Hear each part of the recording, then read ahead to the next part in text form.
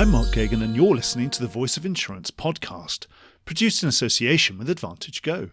Release your underwriters to underwrite with Advantage Go's underwriting platform. Today's guest is a big personality in the UK insurance sector who has been working in and around our industry for almost 25 years. After working as an insurance lawyer, an ombudsman, a consultant, and a director at the Chartered Insurance Institute, Melissa Collett brings a really well-rounded level of experience to her current role as the inaugural CEO of Insurtech trade body, Insurtech UK. In this podcast, we talk about why Insurtech UK has been set up and what items are top of its agenda. There's a huge amount going on. The UK's Insurtech scene is the largest outside of the US, and the body already has 100 active members. There's a lot to lobby on, from the speed and effectiveness of regulation to the many unfair quirks of the UK tax regime. There are also government grants to help distribute and international agreements to be struck. Melissa is incredibly busy. But Insurtech UK is a very broad church, and it's trying to be quite a lot more than just a lobby group representing members' interests. It wants to be a club or an ecosystem that convenes insurtechs, investors, service providers and incumbents to further the goal of fostering innovation in UK insurance via technology. Melissa is incredibly enthusiastic and bursting with energy and drive. I really enjoyed my time with her, and I think you will too. After half an hour, you'll certainly be in no doubt as to what Insurtech UK is all about and how you can get involved. Enjoy the podcast. Melissa, welcome to the Voice of Insurance. Thank you very much, Mark. I'm really excited to be here. Well, so am I. For anyone who doesn't know you, why don't you introduce yourself? Tell us a bit about your career to date, sort of how you got to where you are now, and tell us about this new role of CEO of Insurtech UK. Great. Happy to do so. So for those of you who don't know me, I'm Melissa Collett, and I've spent the best part of 25 years in and around the insurance sector. I started my career as an insurance lawyer. I didn't know that because obviously I know you from the CII, the Chartered Institute of Insurance in the UK. But anyway, come on. Then I moved on and I became an insurance ombudsman, and I was there for over a decade. And that's effectively an insurance invigilator for disputes. And that's funded by the insurance industry. So it's a voluntary service within the insurance industry that most of the UK, specifically the UK insurance industry, funds and then gives binding arbitration and complaint resolution for the UK general insurance sector. Absolutely. So it's a quasi-judicial role, and it evolved from a voluntary scheme into a statutory scheme under the Financial Services and Markets Act 2000. So I was there in that post-2000 phase and made these binding decisions across a huge plethora of insurance disputes. The entire retail sector and also micro businesses as well came within my remit.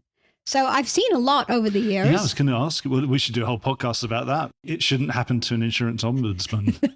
Yeah, but I think, what's the worst thing you've ever seen? Worst behavior by an insurer? I've seen quite a lot of behavior, but we'll move on now because then I want to talk about my next role, which was as an insurance consultant, where I worked with a company called Fair Finance to help companies with their complaint handling and the whole customer experience piece. So again, that was a really valuable experience. And then I moved on to the Chartered Insurance Institute, where I was an executive director. I focused on professional standards, and also I got involved with digital ethics. And that's how I got to become involved with the insurtech sector, because I started being invited to attend conferences to talk about the code of digital ethics that I and others developed at the CII for this new thing called AI. Not so new, but new in insurance. And then through that experience, I really developed a passion for insurtech. I think it's the future of insurance. And so when this role came along, I put up my hand and I went for it. And here I am today. And how long were you at the CII? I was at CII for around 5 years. Yeah. And I joined Insurtech UK back in September last year. Wow. So I'm in about month 5 of the role. September 2023. Insurtech UK, is it right to say that this is the first time that Insurtech UK has had a full-time CEO? You're the first in the post. Yeah, so it's an organization that's actually been in existence for about 5 years. Yeah. And it was running through the help of a board, which is called a council, and that council steering an agency to provide the admin, the secretarial support for the organization. But it's been very successful startup, as it were. Started out and now it's grown to over 100 members. And that's what I want to continue to do, is continue to grow. So what's its prime function? Is it trade body, lobbying group, that kind of thing? Yeah, so a lot of people ask that, and obviously that's critical. And so what I say is that we exist to make the UK the global leader for insurance innovation. And the UK is really well placed because it's second only to the US in terms of innovation. It has the highest number of insurtechs in Europe, more than all of Europe put together. And in terms of unicorns, it's second only to Silicon Valley. It has more insurtechs per capita. Well, I've got a few stats I want to share with you. I don't want you to read them. I've made a few you notes. can have some notes, but don't read from them. I made a few notes about some stats that I really think it's important to share with you, because these are the key stats. And actually, they come from our report that we launched in September of last year with McKinsey, who is our principal partner. We worked together on a State of the Nation report for Insurtech, which really sets out, what are the key stats, these stats I'm sharing with you, and also what are the opportunities. So Insurtech is worth 20 billion to the UK economy. So that's really what the potential is. I often think that, yes, it's a very much a London thing, would you say? But we're lucky in London. We've got a fantastic insurance market. We've got good venture capital. And also, we're sitting in an office which is a few hundred yards and sort of maybe 5 to 10 minutes walk away from the insurance district of London. But this is the kind of cool media techie hub part of London. It's a bit trendier around here.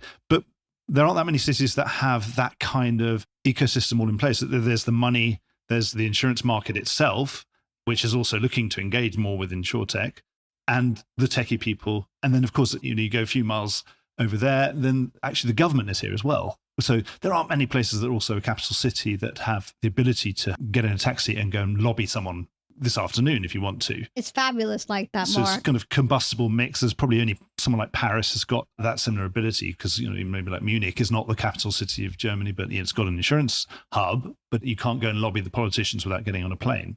Tell us about Insurtech UK. How big's the secretariat? How many people are working there? And who are the core constituents? It's Insurtechs. Does it tend to be Insurtechs that once they've matured a bit, once they have a bit of income?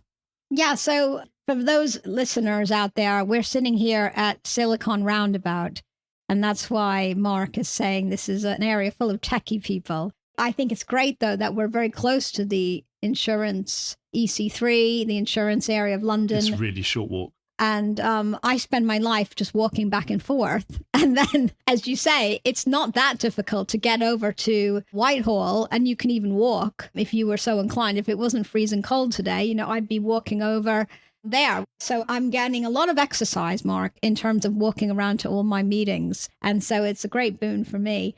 In terms of our organization, so we're over 100 members. So those are Insurtechs. Yep. We cover a huge range. So we're talking like really tiny startups, 1 or 2 people, to fully regulated insurers like Lemonade.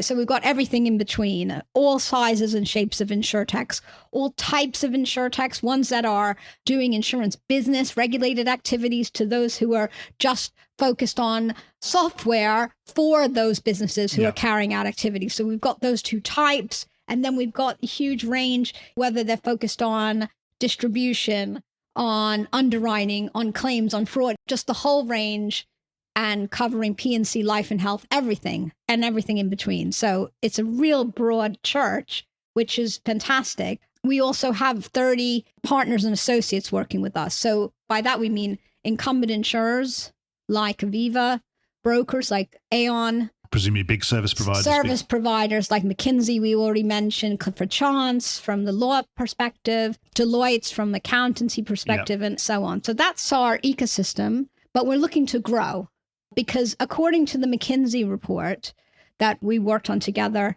the number of Insurtechs are estimated to be 280 in the UK. So with over 100 members, we still have plenty more to go. And I'm sure there are loads more that we just don't know about yet, because and loads more that haven't even been developed yet. So there's plenty of scope to expand, and plenty of other people working in the sector who we want them to join us because we have a stronger collective voice together. So what's top of the agenda? What are you up to? So we've got a lot of things on our agenda at the moment. We are focused on helping our insurtechs get access to, number one, funding, investment. So that's a big issue. I think we're going to move on in a moment talking a little bit about the investment climate for insurtechs. But just to kind of summarize the big top issues, the securing investment, securing capacity, so getting insurance backing for what our insurtechs want to do, partnering with insurers. So that's a really key thing that they sometimes struggle with.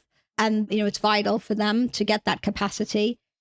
You're really like an association almost, that you're like a club almost for these insurtechs, that you're going to help them with everything. I'm glad you said the word club, because that's how I'd like to see it. And that's how our members see it. They feel like it's a place where they can come, they can get support, they can get understanding, they can talk to each other. And you can spread best practice, things like that too. Share I don't know best if it's practice, standard contracts, that share kind of thing. war stories and work together and tackle problems together. That's the key. And what about on the lobbying side of things? Is there anything that's top of your agenda there? Because obviously that's where I'm sure insurtechs have got a slightly different, because they're new companies, they're coming at things from a slightly different place from a very large incumbent like Aviva, which of course can probably lobby the government anytime they want. But what about insurtechs? And of course they've got very different needs. They've got finance and they've got things like R&D and VAT and all sorts of, sales tax and things that they might get hit with. What's top of your agenda in terms of trying to make a better environment for them from a regulatory perspective? Sorry to interrupt the podcast. I'm here to tell you that Aventum Group is a debt-free, owner-managed specialty insurance group headquartered in London. Through our MGA platform Rockstone and broking platform Concilium, the group controls circa $1.5 billion in gross written premiums across 16 global offices. The group is employee-owned, has no private equity backing, and is very much in control of its own destiny. Synergy is Aventum's partnership model, a platform for entrepreneurial brokers and underwriters to become shareholders in their own subsidiary. A platform that liberates trading teams from bureaucracy and admin and allows them to focus on developing and servicing clients. We believe the traditional employee-employer hierarchy is outdated, which is why our Synergy model is built upon trust and partnership, and why all our Synergy arrangements involve real equity ownership from day one. Very different to the management incentive plans or MIPs that are now so common in our market. We are not a corporate organization and instead pride ourselves on the entrepreneurialism of our team and ability to have fun along the way. Our view is if you want to build something to call your own, have the lead on how you do it, and create some meaningful value along the way, a Synergy partnership will give you an unrivaled route forward. For more information, please contact us at voi@aventumgroup.com today. You've already named some of the key topics, Mark. I think you're right in that there are a plethora of trade bodies, let's face it, in the UK insurance market, but there is a real gap when it comes to representing insurtechs, and that's what Insurtech UK is designed to fill. We have a real niche to support these companies which don't share the same issues as the big incumbent insurers. They don't share the same issues as brokers. They don't necessarily even share the same issues with, even though some of them are MGAs, with the more established MGAs. So there's lots of other associations, but we are all about Insurtech and their particular unique issues. Everyone's facing the pressure of regulation, but the difference is the regulation that Insurtechs face, it's designed for other types of entity, for big insurers. It's not proportionate, really. So, for example, the solvency requirements just do not fit the Insurtech model. Okay, so that's one. I suppose presumably also speed of regulation. Is it not quick enough if they're waiting for licenses? Absolutely right. Authorization of Insurtechs has been incredibly slow and difficult, which is why there's only really one fully fledged insurer, Insurtech, which is Lemonade, which we just mentioned. So that's something that we are actively lobbying about, because it's really important that the PRA understands the difference between your big insurers and a small startup. And a lot of businesses Insurtech. sort of almost specializing in incubation and providing appointed representative sort of licenses and things, but that's not necessarily what everybody wants. Ideally, you'd be able to go to the FCA, that's the UK conduct regulation, and get a license pretty quickly. But that's certainly not the case. It's actually, there's a whole industry of people that sort of renting you their own license. So there is that model out there. But again, what we're trying to do is help the regulators. We understand there's a learning curve here. The insurtech sector has only been around for 8 years or so. That word was only coined that long ago. So we see our role as educating regulators in exactly what are the issues facing these startup companies as they grow and scale. What are their issues and how are they different from others that are more established in the market? Is anything improving? Certainly, I remember maybe even 4 or 5 years ago, the FCA was talking about the sandbox, that kind of thing. Is that real? Can you actually jump into this sandbox, or do you have to wait so long to get in there that you've already run out of money by the time you get invited in? Well, that is a point, because insurtechs are generalizing, they are entrepreneurial, smaller companies. Funding is a challenge, and so they don't have a lot of time to wait around for these permissions. So yes, of course, there's an FCA sandbox, but if you compare it to fintech, there's far more fintechs that have used the sandbox than insurtechs. And what Insurtech UK is trying to do is carve out Insurtech as a sector in its own right. It's not a subset of fintech. It has its own unique challenges, unique opportunities, and that's where we're positioning the sector, and that's what our members support and back. And on regulatory side of things, we've had a change in legislation. This is to bring in a secondary consideration to the regulator to look at UK's competitiveness. I'm sure that's something you're all about. Have you seen any change in attitudes now that the statute books have changed the wording of what the FCA and the PRA are supposed to be doing? I think that we've yet to see the regulators taking this fully to heart, this secondary growth objective. And I think that obviously we're all about helping our Insurtech members to grow. So what we want to do is make sure this is taken very, very seriously. And what we'd like to see is specific and concrete targets about measuring, well, how is this growth objective being achieved? And what's the time it's taking? And what are the impacts of the time it's taking on companies who are trying to grow? So that's something that we've been pushing for in response to all the consultations that have been out there. And I think that it's worth noting that other regulators in other jurisdictions are actually falling over each other to try and attract insurtechs to their markets. So we need to be mindful if there's an objective in the UK of growth, that they're keeping pace with some of these other jurisdictions. I mean, I'm just thinking off the top of my head of Gibraltar, who has a reputation of being very speedy when it comes to authorizing. And certainly Bermuda and Singapore also been making very similar overtures. And Absolutely. You mentioned 2 others. So I think UK regulators would do well to be mindful of these other challengers that our UK companies can use and open up their businesses in these places instead. You were talking about funding earlier. What's the current outlook? Obviously, we had a bit of a bubble or a bit of a boom, over exuberance, probably related to zero or negative interest rates, perhaps. Let's say everything's cooled down now. Everything's far more rational. What's the funding environment like? Presumably, if you've got a good idea, you can still get funded. Yeah, I think that's absolutely right. I think that, as you identified, I think the boom that was there, the fever that was around 2 or 3 years ago has cooled down. And the funding environment is a bit more challenging now. There aren't such huge sums knocking around. But again, like you say, I think the companies that have a strong model and a strong proposition are still managing to secure funding. They might need to work a little bit harder, but we're helping them to do that. And that's what we're here for, is to help companies and get them access and introductions to those who are looking to invest. Yeah, because when I was looking at the press release announcing you becoming the CEO of Insurtech UK, there was mention of you actually getting involved in trying to find funding. Explain to me what that's all about. There's Innovate UK. Is that a UK government fund? Yeah, so Innovate UK, I've been fortunate enough to have been on their advisory board when I was in my previous role, which the advisory board had the benefit of, or the enviable role of, having a pot of money and trying to decide what to do with it in terms of investing in insurance and financial and professional services and innovation in those areas. So Insurtech has been identified by Innovate UK as an area for growth in the UK economy. So there is money available. And what we're trying to do is highlight the availability of this R&D funding to our members so that they can apply. It's competitive, but they can access this funding. And we're continuing to do that. What kind of funding is it? It doesn't sound like it's a venture capital type funding. So it's a specific, you're already an entity and that can then avail themselves of a kind of grant or that kind of, is that how it works? It's like Innovate UK is a government body that provides R&D funding for innovative startups and projects. So it's not like an equity, they don't ask for 5% of your equity or something like that. No, it's a grant. You get given the money. Sounds good. Well, I think we should all there's apply for it. obviously, performance metrics, and it's a competitive process.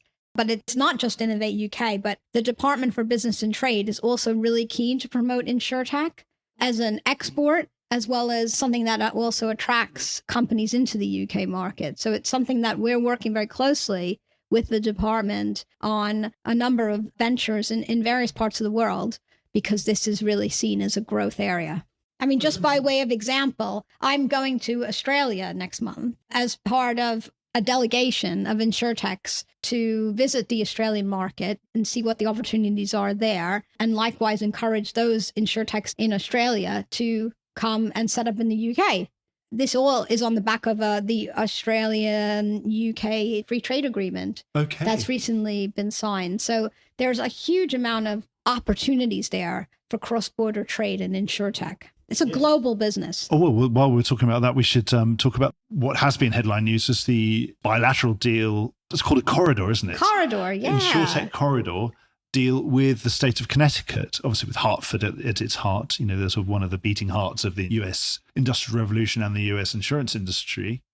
What's that all about? Because that was a deal, was that signed last year or was that the year before, wasn't it? Can you show any of those tangible benefits? And so it sounds like you're going to be getting involved in supporting more of those bilateral type deals. Absolutely. So the Connecticut corridor has a nice ring Lots to it. Lots of corridors. It trips off the tongue, Connecticut corridor. It's all about giving our UK Insurtechs a soft landing in the US. So as I'm sure you know, the US has 50 states.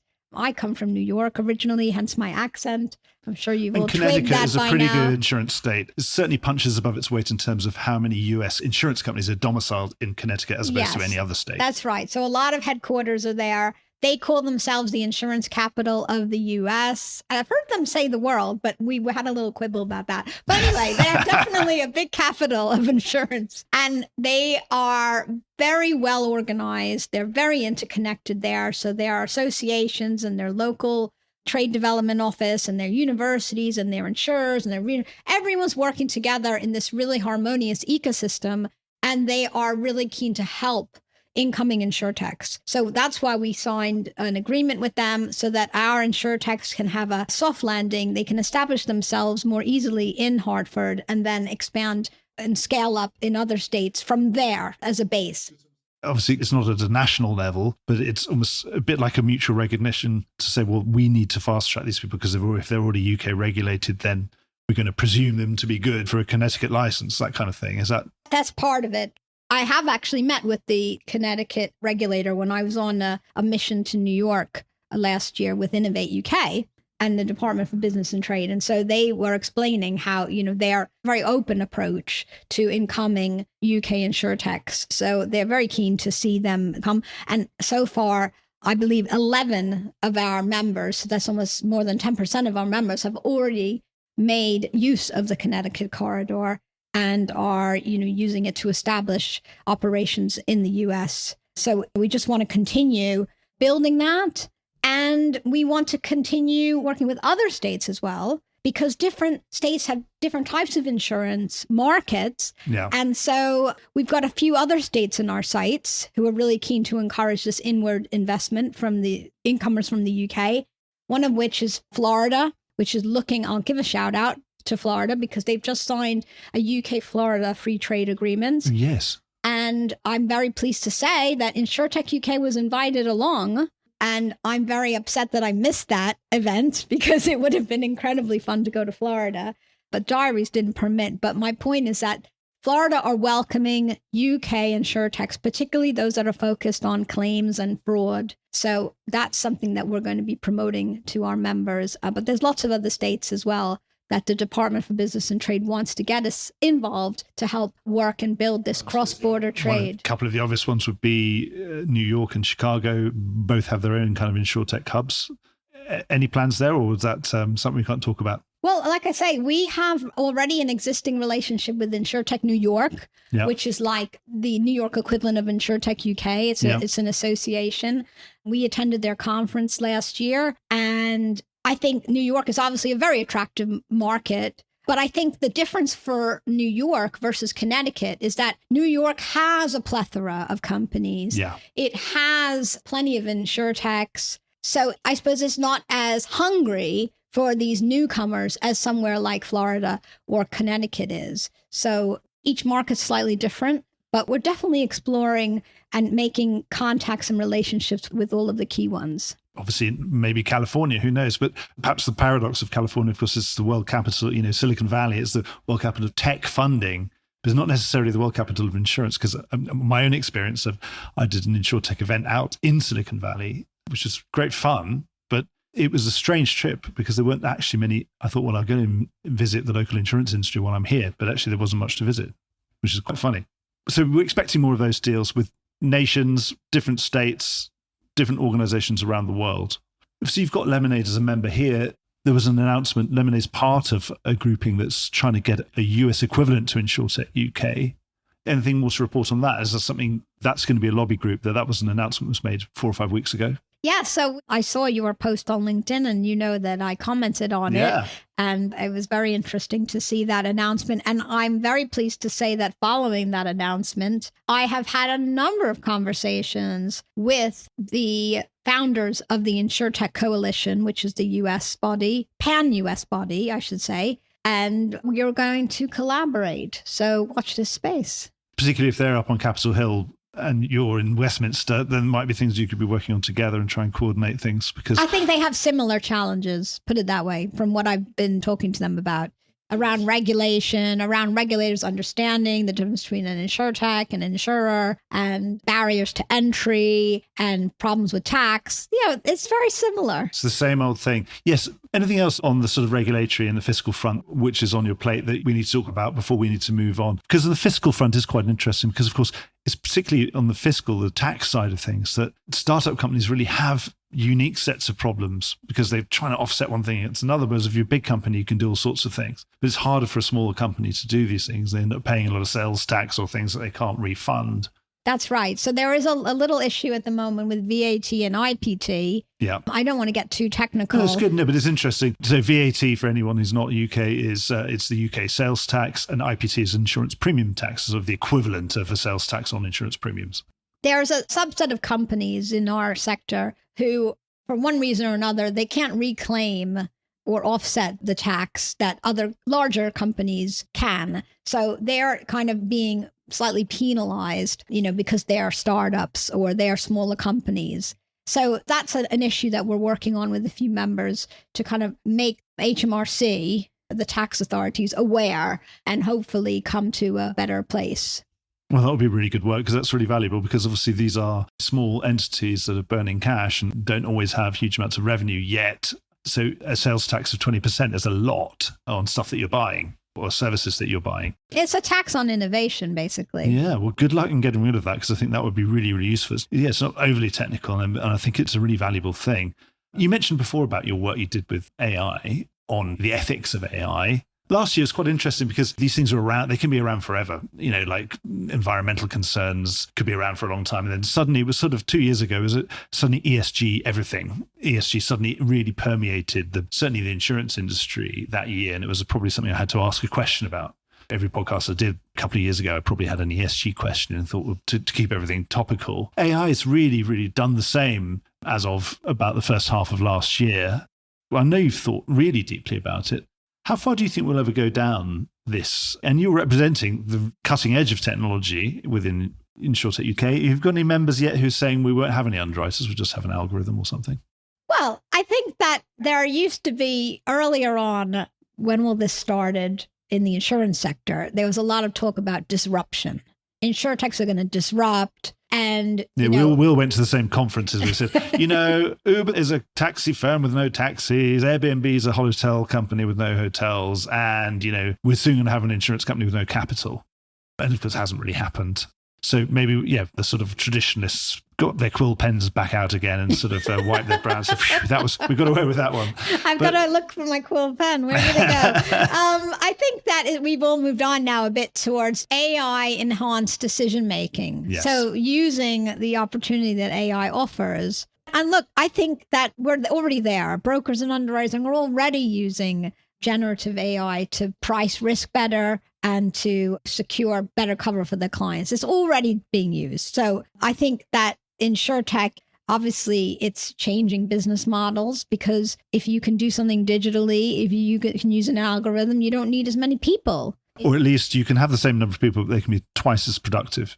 Put it that way. Do the positive way. I think you can enhance performance with AI, obviously. You and I both have kids who are entering the workforce now, and they've always been growing up with this concept that the jobs that you're going to have haven't been invented yet. And I think that's still the case with insurance. I mean, there are insurance roles that we don't even know what they're going to look like yet, but they're definitely going to involve using AI. That's the bottom line. So it's harnessing the power of this technology. I mean, I love the examples of our Insurtechs, because I think bottom line, they exist to make the customer experience and the swiftness of payment, they exist to improve that. That's what they're there to do. So when you have one of our members like Flood Flash, which are installing sensors at their customers' premises, so that as soon as there's a flood, a payment is triggered.